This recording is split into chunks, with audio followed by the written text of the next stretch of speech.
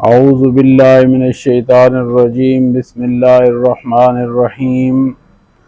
मोहतरम सामीन, आज के व्लॉग और आज के एक नए टॉपिक के साथ मैं आपकी खिदमत में हाज़िर हूँ। आप सबसे पहले मेरे चैनल ब्राइट वे व्लॉग 5 को सब्सक्राइब कर लें ताकि आइंदा हर आने वाली वीडियो आपको बर वक्त पहुँचे। आज का जो टॉपिक है वो एसएमएस पर है। एक प्रिंसिपल साहब थे, उनको किसी ने एसएमएस भेजा कि आप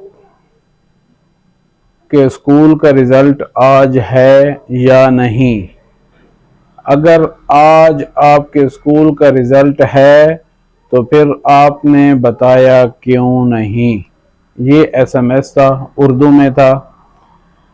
ये जब उसको भेजा गया और साथ में उस बंदे ने, एसएमएस भेजने वाले बंदे ने अपना तारुफ कर लिख दिया, यानी अपना नाम और अपना ओहदा, जो उसका ओहदा था या जिस दफ्तर में वो काम करता था।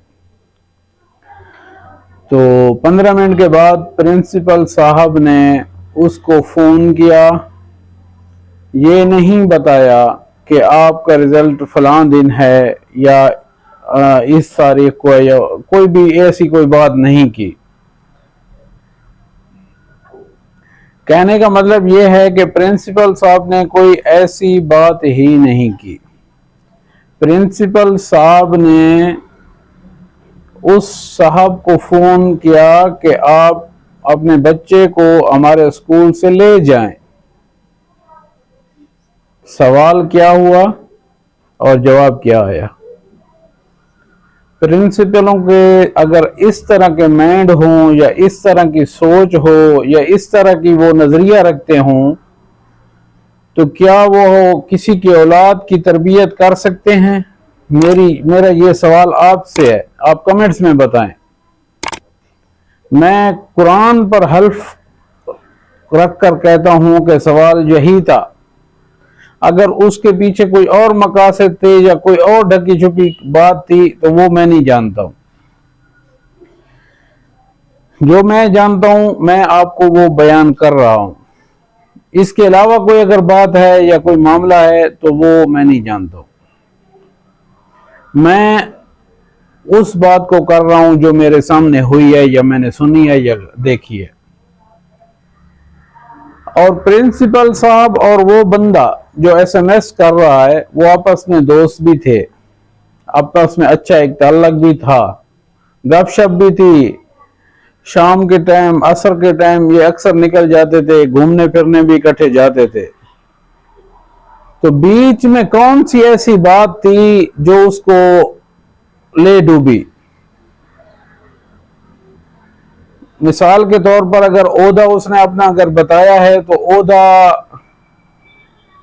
अब बताने से कोई, आप उसके ओहदे बताने से आपकी ज़ात पर कोई असर अंदाज हुआ है या आप पर कोई भारी गुजरा है या आपको उस ओहदे ने कोई तकलीफ दी है?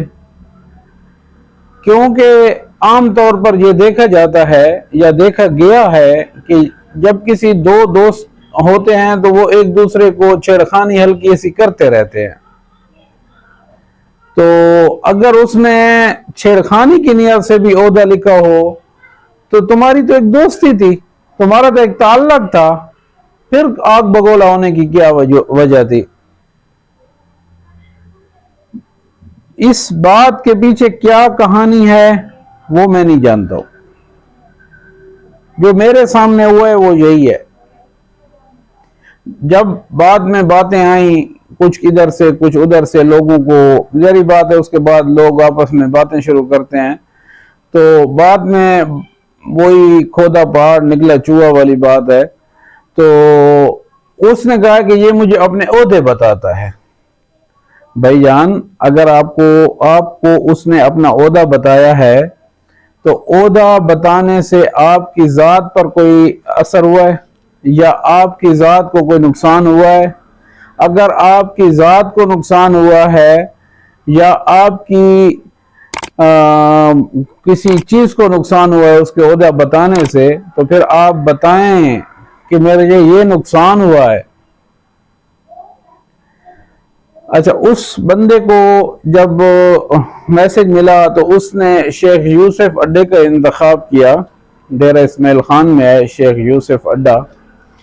तो उसने उस वालिद को, उस SMS करने वाले को वहाँ शेख यूसुफ अड्डे पे बुलाया, और शेख यूसुफ अड्डे पर बुलाने के बाद वहाँ पर अपने भाइयों को साथ लाया, और हबीब बैंक के कैमरों में उसकी रिकॉर्डिंग मौजूद है। बात ये है कि उसने उसको कहा कि आपने मुझे धमकी दी है। हबीब बैंक के बाहर जब बुलाया और वालिद क्या नाम है अपने भाइयों के साथ आया, उस वालिद बेचारे को, बच्चे के वालिद जो अपने बच्चे का रिजल्ट मालूम करना चाह रहा था, डे मालूम करना चाह रहा था, रिजल्ट डे, तो उसको जो धमकी मिली कि तुम मुझे धमकियां दे रहे हो, प्रिंसिपल साहब कह रहा है, ये तालीम दे रहा है बच्चों को, ये प्रिंसिपल तरबियत कर रहा है। तो ओ भाईजान, कौन सी धमकी दी है वो तो साबित कर। अगर तू धमकी साबित नहीं कर सकता तो फिर आया क्यों?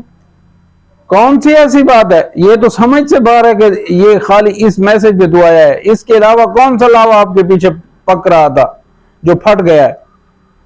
कोई तो ऐसी बात थी, और कोई तो ऐसी बात है जो आपने जो वक्त था उस पे सामने नहीं लाए।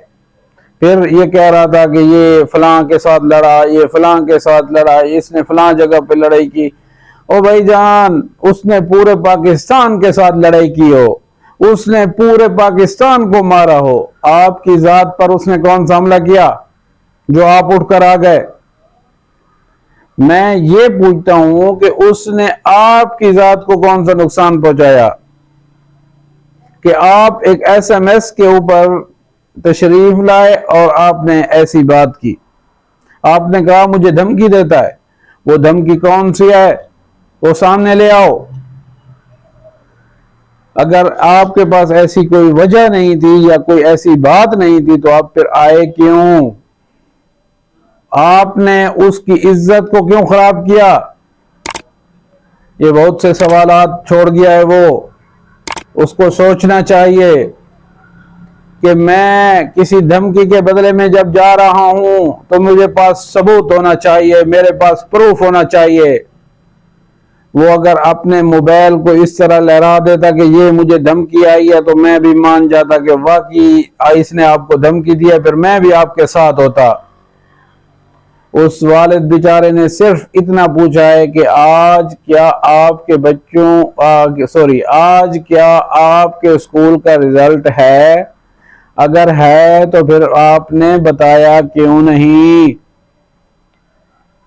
ये लिखा हुआ था, आपकी मोबाइल से ये मैसेज बरामद होगा, आपकी मोबाइल से ये मैसेज देखा जाएगा।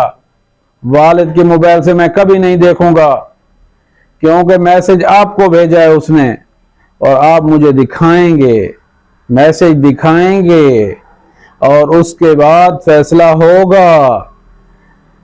बाकी वालिद से जब मैंने बात की, उसने कहा वल्लाह अल्लाह की कसम उठा कर कहता हूं, मेरे न दिल में ऐसी कोई बात है, ना ऐसी कोई सोच थी, ना ऐसा कोई नजरिया था, ना मुझे पता है कि ये इतना आग बगोला किस बात पे हुआ है। हाँ, मेरी ये बात है कि ये मैंने SMS किया है और उसका मुझे ये रिजल्ट मिला है जो आपके सामने है, जिस पर आप देख रहे हैं कि दो बंदे लड़ रहे हैं।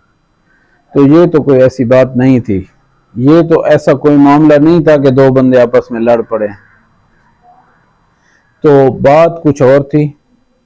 अगर है तो सामने ले आए।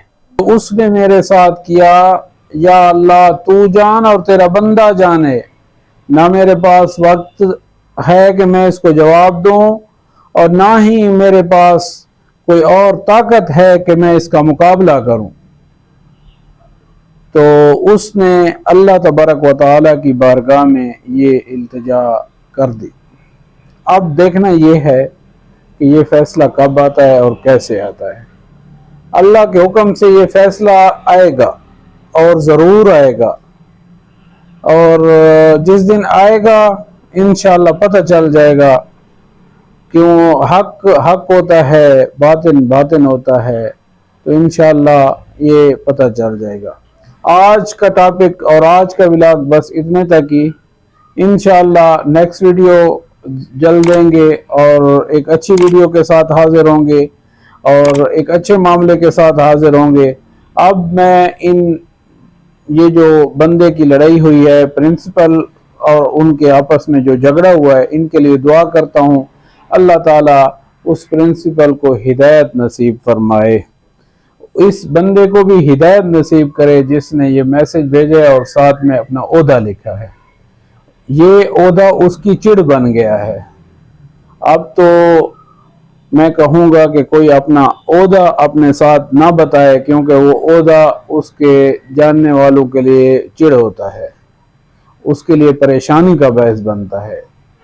मैं आज के यहीं पे बात ख़त्म करूँगा। आपकी मोहब्बत का और आपका मेरी बात सुनने का बहुत बहुत शुक्रिया।